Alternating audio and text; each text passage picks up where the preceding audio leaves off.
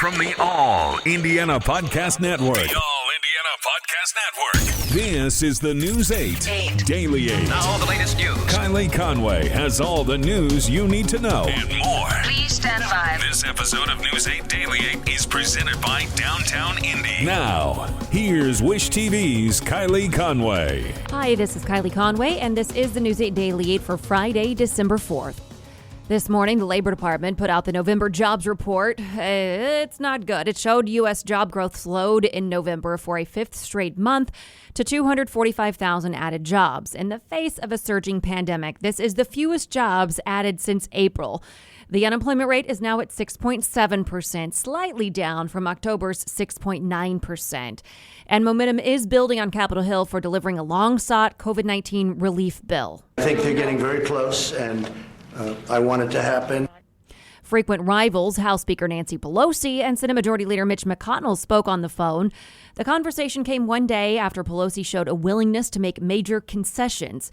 The two are discussing a possible $908 billion bipartisan deal. It includes an extra $300 a week in unemployment benefits for 18 weeks, but no stimulus check. McConnell says he's not yet committed to the deal. You'll hear him talk about how he does feel like there is some progress and possibilities here. First, you'll hear from McConnell, and then you'll hear from Democrat Chuck Schumer. Compromise is within reach. We know where we agree. We can do this. Let me say it again. We can do this. And we need to do this. What he wants to do is posture, to put partisan bills on the floor and say take it or leave it. The real answer here is to sit down and talk. Lawmakers say they expect talks to continue through the weekend. And President-elect Joe Biden lays out his pandemic plans starting on day one in the White House. Biden explained his approach to CNN's Jake Tapper. He says he will ask everyone to wear masks and order them where he has authority. That could include federal buildings and airplanes and buses that travel between states. I'm going to ask the public for 100 days to mask. Just 100 days to mask. Not forever, 100 days. The president-elect also confirmed he is asking Dr. Anthony Fauci to be his chief medical advisor and serve on Biden's COVID-19 response team come January. Fauci met with Biden's transition team yesterday for the first time to discuss the pandemic.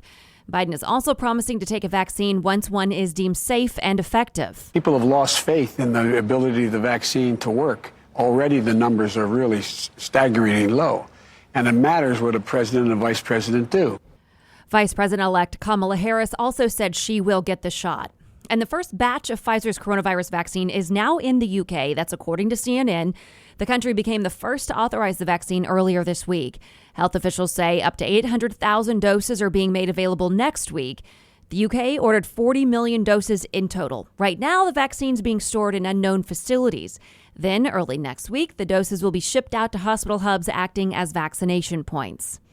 And there has been a hiccup in its distribution. Supply chain issues have Pfizer slashing its vaccine rollout target in half. Now the company plans to produce 50 million doses of its vaccine during what's left of this year. That's down from 100 million. A new report from the Wall Street Journal says Pfizer claims early batches of raw materials failed to meet standards. The company also says scaling up production took longer than expected.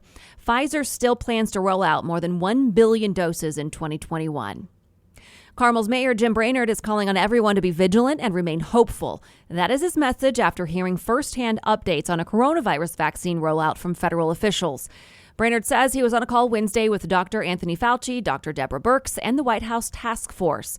The call was part of the U.S. Conference of Mayors. In a statement about the call, Brainerd said in part, "I look forward to continuing the conversation throughout the coming months as we reemerge from the pandemic after more and more Americans get the vaccine." Brainerd just went through his own bout of COVID-19. Hamilton Heights High School is canceling all extracurricular events, including sports, through next week. The school is moving to all virtual learning. Our partners at the Hamilton County Reporter are reporting that Superintendent Dr. Derek Arrowwood made the decision due to a rise in coronavirus cases. Arrowwood tells the newspaper that he hopes that putting a hold on everything will let people impacted by the virus get healthy and eventually return everything to in-person. Friends of former IU football player Chris Beatty say they are relieved after police arrest the man they believe murdered him. Beatty was shot and killed during downtown Indianapolis riots. Police say 23-year-old Marcus Anderson is the man behind the killing. He's now charged with 2 counts of murder and other charges. According to investigators, Anderson did not act alone either. Security video shows 4 others with Anderson. Officers say the group committed several other crimes before Beatty was shot and killed near Vermont and North Talbot Streets. Marion County Prosecutor Ryan Mears said the other suspects will be charged in relation to Beatty's death as well and the robberies. Mears also tells us there are still around 30 criminal cases open from that same weekend.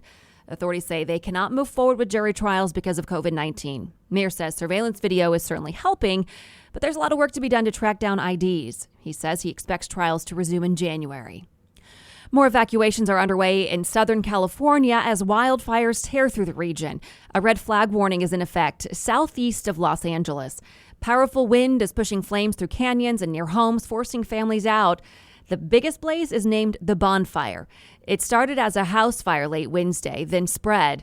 Utility companies have cut the power to hundreds of thousands of homes and businesses. Some people who live in the area say the outage prevented them from keeping their phones charged, so they didn't even get evacuation alerts. Firefighters say they have the bonfire 10% contained. Indigo plans to provide free rides for the holidays. There will be no fares Christmas Day and after 8 p.m. on New Year's Eve. December 15th, Indigo is holding a canned food drive. Rides are free if you bring a canned donation. If you want to donate but don't plan to ride, you can drop items off at the Carson Transit Center downtown. Now to business headlines. Moderna is planning a clinical trial of its coronavirus vaccine with children ages 12 through 17. The study will include 3,000 children. Moderna's CEO said it hopes it can be completed by the spring in order to receive FDA approval in time for the start of the 2021 school year.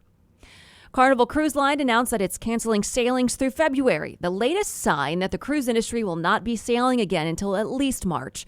Carnival said that it's canceled itineraries for February. Carnival said it is still working on its plan for a return to sailing, and the cancellations come one day after Norwegian Cruise Line also announced it has canceled sailings through February. Grocery workers say they are stressed out and worried about their health as more shoppers come into stores during the holidays. Business Insider spoke with 5 current Whole Foods employees from different regions across the country and one who recently left the company who said employee morale is low, COVID-19 precautions have relaxed, and their teams are stretched thin. A group of U.S. states led by New York is investigating Facebook for possible antitrust violations and plans to file a lawsuit against the social media giant next week. Reuters reports it's unclear exactly what the states will claim, but there have been complaints that Facebook controls too much social media advertising. The complaint would be the second major lawsuit filed against a big tech company this year. The Justice Department sued Alphabet Inc.'s Google in October. Happy Friday, everybody, and have a wonderful weekend. See you back here on Monday. This has been your News 8 Daily 8 for Wish TV. I'm Kylie Conway, online at wishtv.com, and follow us on Facebook when you search Wish TV. This episode of News 8 Daily 8 is presented by Downtown Indy. Check out more podcasts from the All Indiana Podcast Network now at allindianapodcastnetwork.com. allindianapodcastnetwork.com.